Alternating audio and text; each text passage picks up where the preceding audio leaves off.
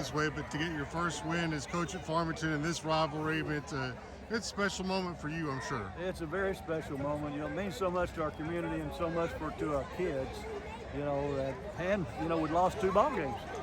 And to have to get a win, in the situation we were in, it was a tough situation. They came out real fired up, and we helped them with the kicking game breakdown. They had us on the ropes. All I can tell you, but they couldn't knock us out. That was Farmington head coach Tommy Tice minutes after the Farmington Cardinals picked up a 28-8 win over Prairie Grove in the Battle of Highway 62. First victory of Tice's career at Farmington. Certainly he has a lot of experience winning high school football games. Greenwood was near perfect on Friday against Springdale Harbor, and a big Texas versus Arkansas showdown on Friday in Fayetteville. We'll fill you in on this week's Prep Rally. You're watching the Prep Rally Podcast. Welcome to the Prep Rally Podcast. Graham Thomas and Rick Fires here at the Northwest Arkansas Democrat-Gazette studios in Fayetteville. Leland Barclay joins us from the River Valley Democrat-Gazette studio in Fort Smith. And Rick, back in action after a few days off. We don't give a whole lot of days off during football season, but you had a real special event to go to in Michigan. Not a lot of people know about your Michigan roots. They just think of you as this dude from East Arkansas, Caraway, Arkansas, I think.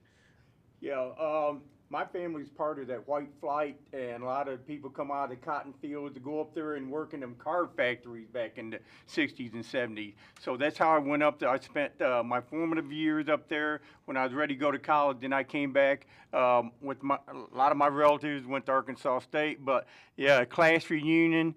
I was thrilled. My heart just filled with warmth and joy going back and see some of the kids. I went to Grand Rapids Central High School, home of the Rams, in the 1970s, 5-5 team, but we had a lot of fun, so it was interesting. I think a lot of people, once the night gets going and late into the night, and you see all the girlies that you used to have crushes on, and then it just warps into the guys you play football with, and it's not the wins and losses, all the funny things you did on the long bus ride down to Detroit, some of the things went on in practice. So it was so fun for me to get to see that. A lot of receding hairlines, maybe a couple of beer bellies, but everybody still alive and kicking. So I was so thankful. Get back in that time machine. Now I'm back in the present, and I'm ready to go. Did you guys go to a game Friday? No.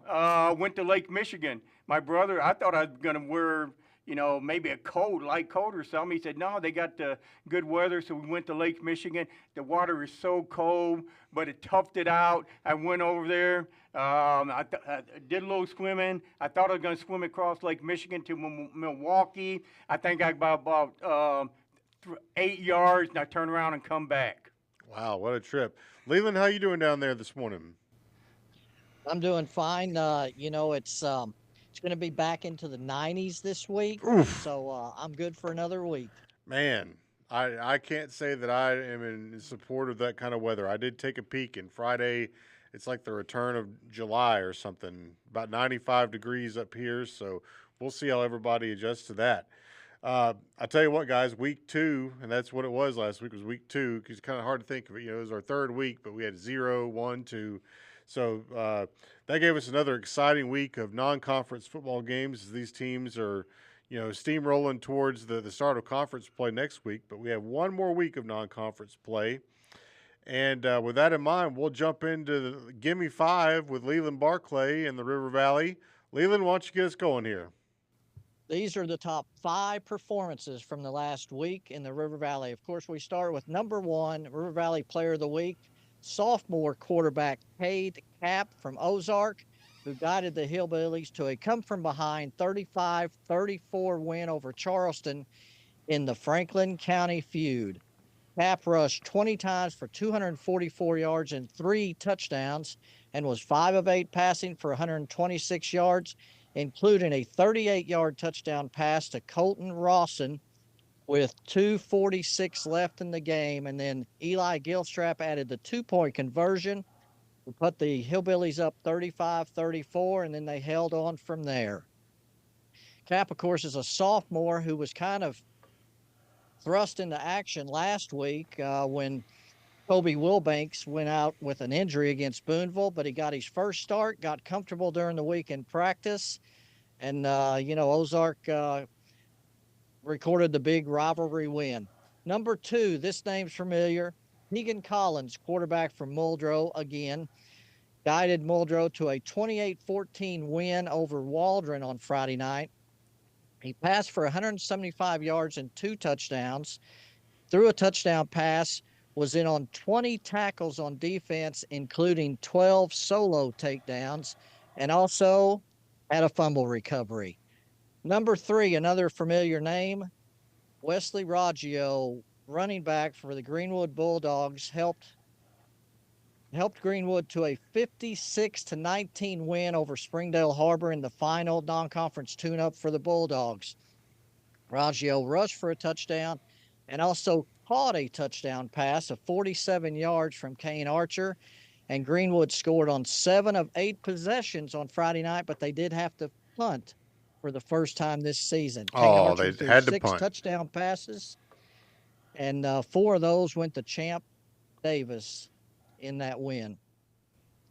Number 4, Northside went on the road and won a 28-27 overtime thriller.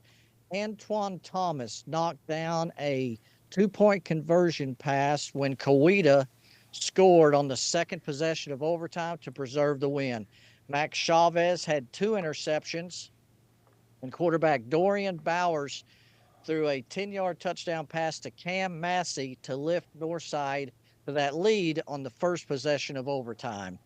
And then number 5, Southside safety and wide receiver Joseph Kincannon caught 4 touchdown passes on Friday night. The only 4 passes he caught in the game for 151 yards and touchdown receptions of 45, 75, 57, and 34 yards from Blake Forsgren, who threw 5 touchdown passes in the game in Southside's 45-14 win over Little Rock Central. All right. I'll tell you what, that performance by Cade Capp, you got to give him a lot of credit because he had been injured. I didn't realize this, but he was hurt, before the game with Ozark and Boonville. And when he went into that game, he basically went in cold. And, this past week, he had a lot more time to prepare for the Charleston Tigers and really did well. I know Henry he was Apple cleared the week before the Boonville game, so that was really the first time he had time to practice. He had separated a shoulder in practice, catching passes, and of course he's the son of former Alma quarterback Eric Capp. So, he's been around, and Eric Capp is a junior high coach at Ozark. So, Cade Capp has kind of grown up around the game, and all it took was a couple of practices, and he was ready to go. I wonder what that means for the next time they play. I guess they've got a week off this week, but they know they got a guy who can lead them if they need to. No need to rush back Kobe Wilbanks. Well, and Cade Capp plays some on defense too. He also plays some offense, so he's good enough that he's going to get some action as well. But Kobe Wilbanks is still they're going to enjoy that week off and get him ready for that conference opener, because I tell you, the 4A4 is it's going to be a meat grinder of a schedule. Oh, just like it was last year, for sure. All right, well, that leads us into our River Valley report for the week. And Leland, I know tonight being Tuesday, by the time this podcast comes out, it'll already been played, but a lot of big events happening today in Fort Smith. Absolutely, we have the Battle of Rogers Avenue. Actually goes indoor on Tuesday night for the Northside-Southside volleyball game, and that fits, of course, the undefeated Southside Lady Mavericks sitting on top of the 6A West right now, so that'll be a big rivalry match. And then also in volleyball, Hackett defeated Shiloh Christian on Monday night 3-1 in a big volleyball match between those two schools, two very good teams. And, of course, Harold McIlvain had that story in Tuesday's paper. He'll also have wall-to-wall coverage, including lots of photos from tonight's are from Tuesday night's Northside-Southside volleyball match as well. And then in fast pitch softball, the Pocola Lady Indians won their 7th LaFleur County Tournament championship in the last 8 years with a 12-0 win over Poto in the championship game last week.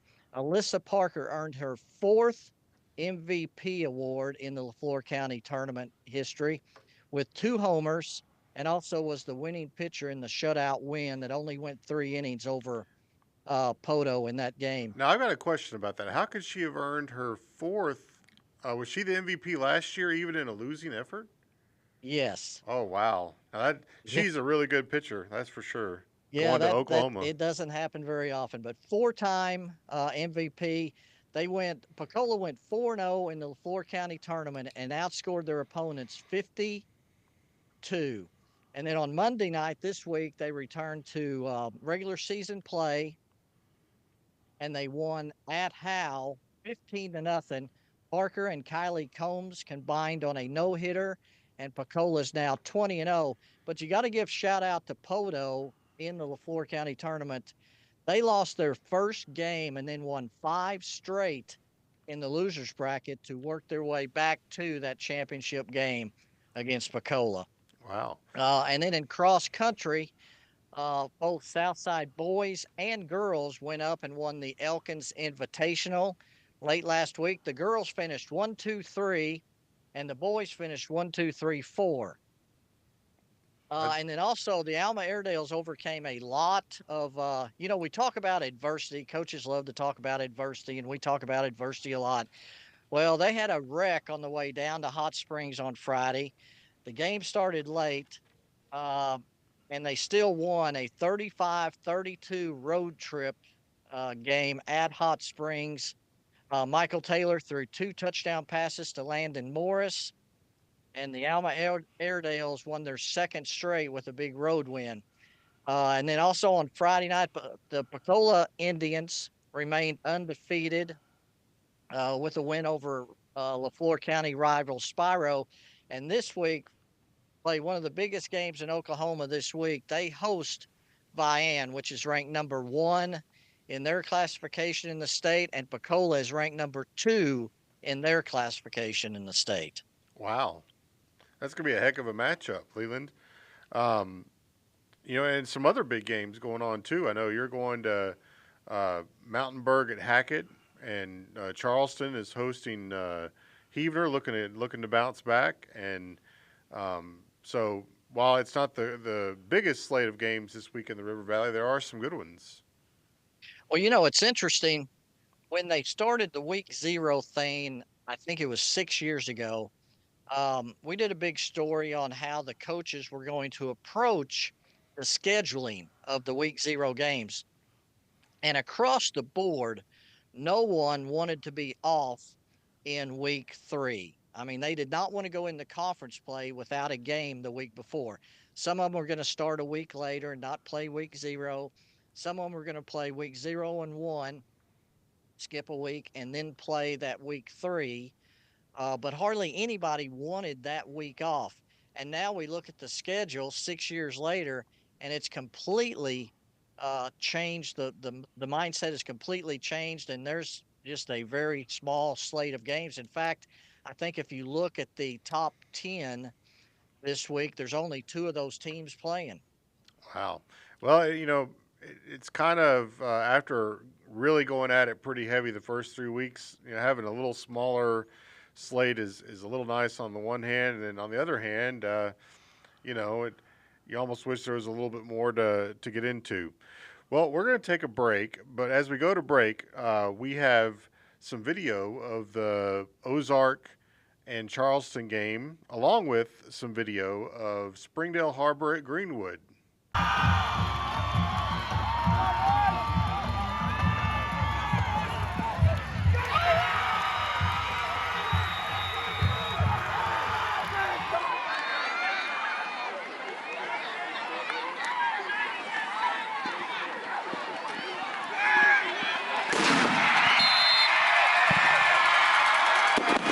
If you're enjoying this podcast, consider a newspaper subscription to the Northwest Arkansas Democrat Gazette or the River Valley Democrat Gazette. We have a special offer for our podcast listeners, so visit nwaonline.com/NWA podcast to get started. You can also click the subscribe button on our websites, nwaonline.com and rivervalleydemocratgazette.com, or call us at 479-684-5509 and be sure to say that you're a podcast listener. Now back to the show. All right, welcome back to the Prep Rally Podcast.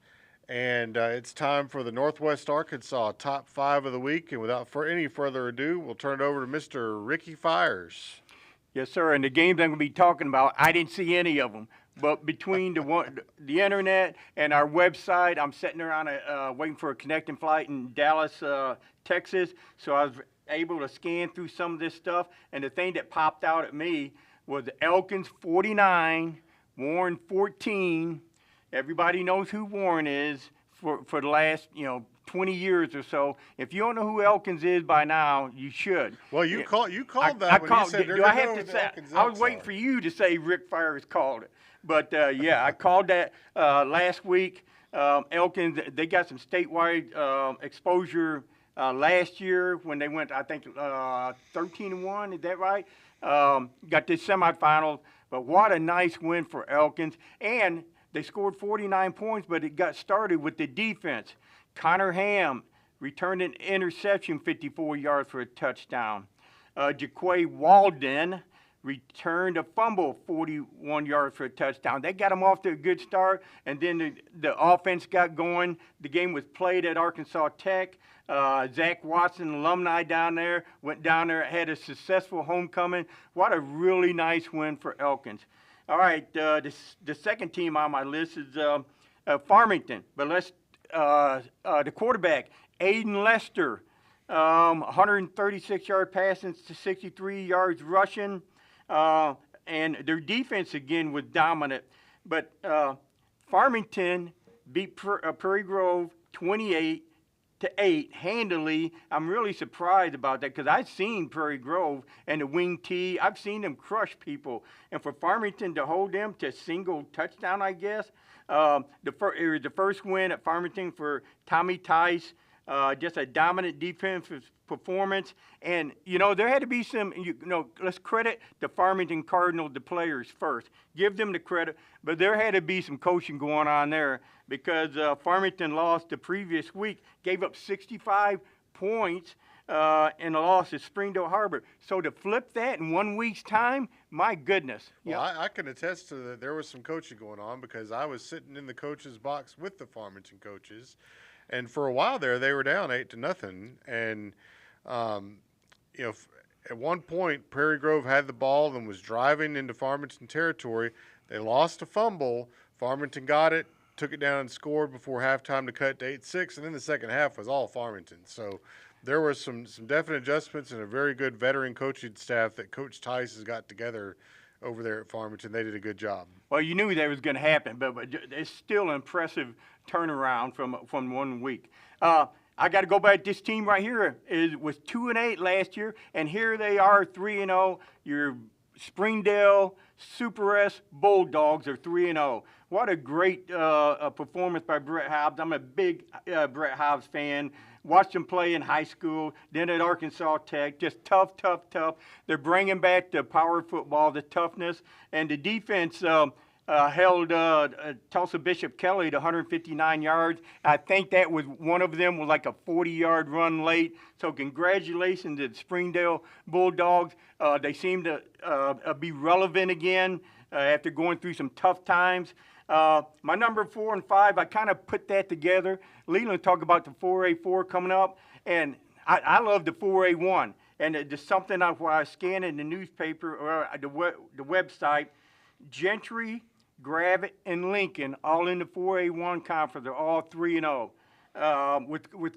We're on the cusp of conference play, so you can tell right there that's going to be a heck of a race over there in the 4A1. Gentry 55-18 over Hackett. Gravette 34-20 over Durant, however you want to say it. And Lincoln 48-18 over West Fork. That just gives me even more excitement about that conference race coming up. So I know we got a big-time non-conference game this Friday with Texas High and Fayetteville. But, man, I'm looking forward to the start of conference play as well. All right. Well, that will lead us right into the Northwest Arkansas Sports Report. And, a lot going on this week, Rick. So as we are speaking, the golfers are finishing up day 2 of the Confidence Classic out at Bella Vista. This is a good event hosted by the First Tee of Northwest Arkansas, and I'm not really, a big golf guy. I don't play it at all, but I know the First Tee's done a lot of really good things for the area community and kids, that and organization. making golf a thing for these kids. And then you already alluded to this one, Shiloh Christian and Hackett playing volleyball last night. That's a big time matchup. So. Shiloh is in the 5A conference now, and Hackett has actually dropped down to 2A. But, man, I think they're like 15-0 or something. They've got just some stud volleyball players over there. Been to the state finals several years in a row, and Shiloh has too. Now, Shiloh didn't have their best hitter, who was out of town last night, but still – nice performance by the Hackett Lady Hornets and Coach Freeman and Coach Bodenstein. His Lady Saints will be there when it's all said and done too. Oh, sure. Some interesting games in volleyball later this week. We mentioned Northside-Southside down in the River Valley tonight. Over on Thursday night, it's the Battle of Rogers at Rogers Heritage. That's always those intra-city rivalries are very, very entertaining anymore with. You got Springdale and Harbor, Rogers and Heritage, Bentonville and Bentonville West. The only one that didn't have one is Fayetteville. So that's later this week. And then, you get into the football side of things. And, we've got a really good little non-conference matchup with Green Forest and Greenland, a couple of 1-1 teams. Prairie Grove's looking to bounce back against that Coweta, Oklahoma team that lost to Northside in overtime. And, of course, the big one, Rick. I mean, Texas High at Fayetteville, for the fact that, Texarkana, Texas High School refers to itself as Texas High is just the coolest thing, I think. Yeah, out of, 10 million high schools in Texas, there's one that said, we are Texas High. Not y'all, not you, not DeSoto, not Kimball, not one of them suburbs in Dallas. We're Texas High. I talked a little bit to Casey this morning, doing kind of like a little preview on it. But he knows what he's getting into. Texas High, they were 11-2 last year.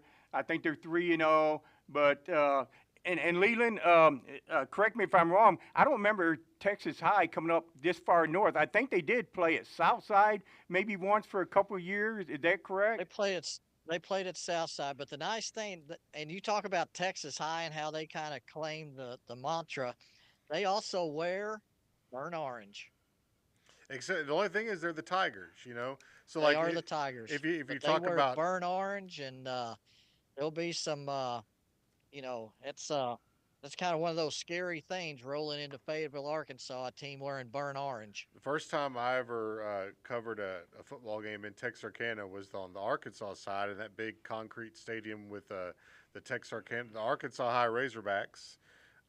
But that night while I was there, I got to visit with a lot of the folks, and they were talking about, Arkansas High versus Texas High and that dynamic, and how, Texas High seems to be kind of the have place over there. There are lots of, it seems like a lot of the better athletes are starting to go to the Texas High School, and the facilities are a little bit better there. Of course, we know football is serious in Texas. I mean, Absolutely. Leland, you and I were talking about that just yesterday, about just how important the high school football is. Well, it's darn important in Arkansas too. So we'll see if Fayetteville can rise to the occasion against the Texas High Tigers. All right. Well, we are going to take a break, and when we come back, we will do everybody's favorite segment, Who You Got? We'll be back on Prep Rally. Get the latest breaking news on all Arkansas Razorback sports at WholeHogSports.com. Our award-winning reporters and photographers go beyond game recaps to bring our subscribers the most trusted Razorbacks news anywhere. With expert analysis, the latest in recruiting, plus unique and compelling stories of your favorite teams. Subscribe today at WholeHogSports.com. All right, we're back on the Prep Rally podcast. Rick Fires, Graham Thomas here in Northwest Arkansas. Leland Barclay joins us in the River Valley. And fellas, after 3 weeks, let's take a look at the standings here. It's pretty tight. 24 games picked. Rick Fires, you lead the way with a 17-7 record after a 5-3 week. I'm sitting at 16-8, but slumped down to a 4-4 week last week. And Leland, you really rebounded after a tough week 1. You went 6-2 in week 2 with a 15-9 record overall. So, just 2 games out of first place. So, we'll see how it goes this week. But to start us off, we're gonna go to a matchup down in the River Valley. The Charleston Tigers really looking to bounce back after a tough opening to the season. I believe they're 0-2. Hosting Heavener, Oklahoma. And I'll start us off this week. And I don't think the Charleston Tigers are going to go 0-3. They're going to get the win over Heavener to get the win. Rick, who you got? I'm with you. I got Charleston Tigers. Leland, who you got? Well, this is going to be a better game than what people think. Heavener's 2-0. Charleston's 0-2. Now, it's not conference play. That doesn't mean a lot.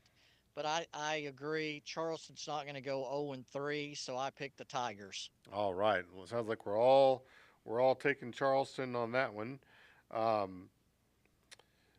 So that leads us into the game, Leland, that you are planning on being at, which is going to be the Mountainburg Dragons at the Hackett Hornets. I know you're looking forward to this quarterback matchup. We'll get your pick here last on that one.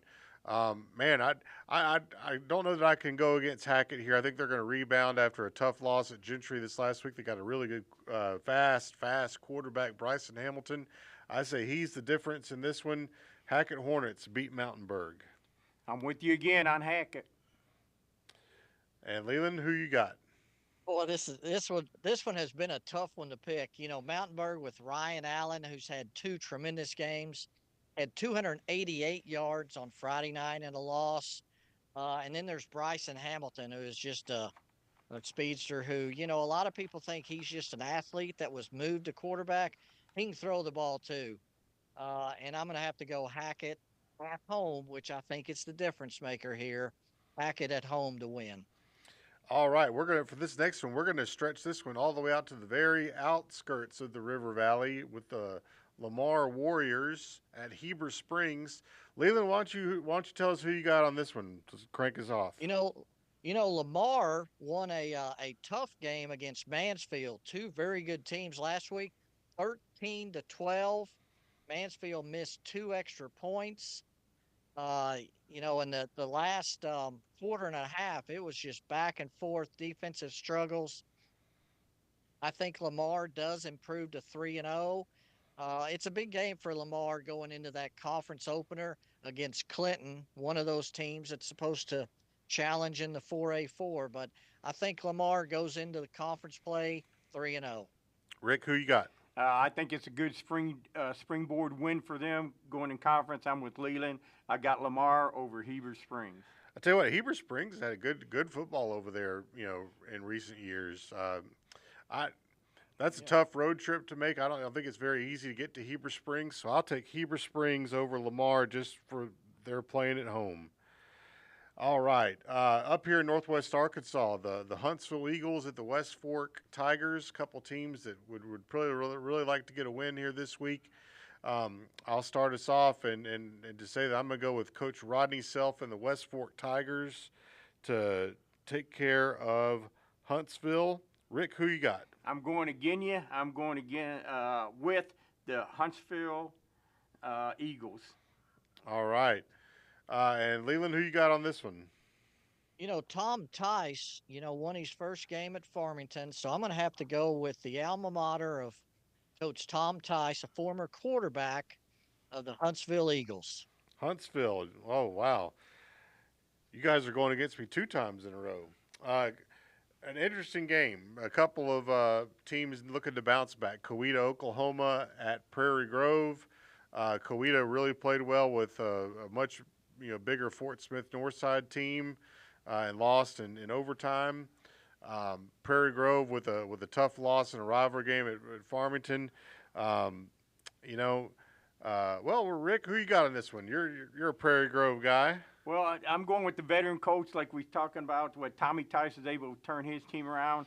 I know that doesn't set well with how bad Prairie Grove got beat last week. I don't know a lot about Coweta, but I'm going with Danny Absher and his fighting Prairie Grove Tigers.